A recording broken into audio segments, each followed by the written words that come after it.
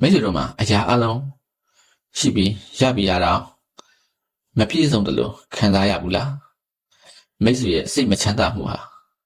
ပြင်ပလောကကြောင့်မဟုတ်ပဲကျွန်တော်တို့စိတ်ထဲမှာရှိတဲ့ရန်သူ၃ယောက်ကြောက်ဆိုတာထင်ဘူးတလားတခါတော့ကလူငယ်တစ်ယောက်ရဲ့စိတ်ထဲမှာစိတ်မျိုးဆိုတဲ့မျိုးလေးတစ်မျိုးရှိတယ်တနေ့မှာမျိုးတွေကိုရန်သူ၃ယောက်ဝင်လာတယ်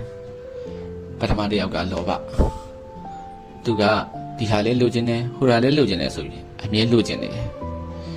မြို့သားတွေမတတ်နိုင်တဲ့အထိအလုံးလုံးခိုင်းစေပြီးမနာရအောင်လုပ်တယ်ပြန်မအောင်လုပ်တယ်စိတ်ညစ်အောင်လုပ်တယ်သူတစ်ယောက်ကဒေါသနည်းနည်းလေးမကြိုက်တာနဲ့မိထောင်လိုပောက်ကွဲတယ်ဒေါသထွက်တယ်ထိခိုက်အောင်လုပ်တယ်စုပူကြိမ်းမောင်းတယ်ဆဲဆိုတယ်မိတ်ဆွေတွေကိုရန်သူဖြစ်အောင်လုပ်တယ်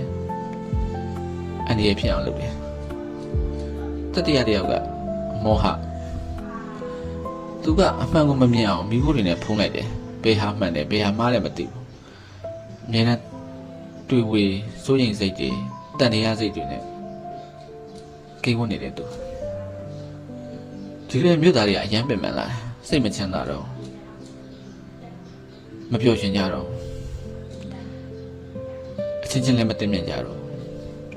အဲ့ဒီအချိန်မှာတတိဆိုတဲ့လူတစ်ယောက်ဝင်လာတယ်သူကပြောတယ်ဒီရန်သူ၃ယောက်ကအနိုင်ယူခြင်းသူတို့လာတဲ့အချိန်ကိုသိအောင်ကြည်ပါတဲ့သူတို့ပြောတာတွေမလိုက်နာပါနဲ့လောဘလာရင်မလိုအပ်ဘူးလို့သိလိုက်ဒေါသလာရင်လည်းဒါမိပါမပေါင်းအပ်ဘူးလို့သိလိုက်တယ်မောဟလာရင်လည်းဒါကမသိတာပဲ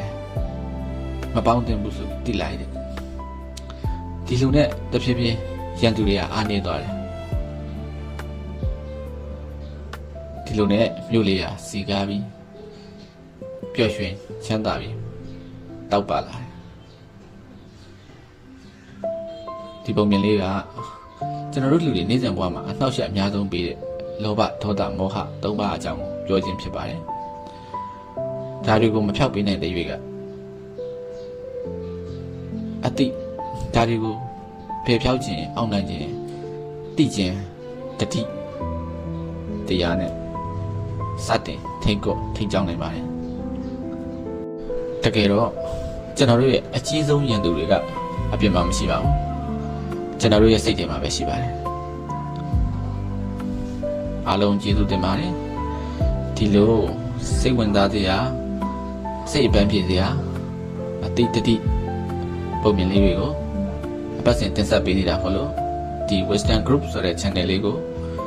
like and subscribe နဲ့ notification လေးနှိပ်ပြီးအားပေးကြလို့ရပါတယ်ကျေးဇူးပါ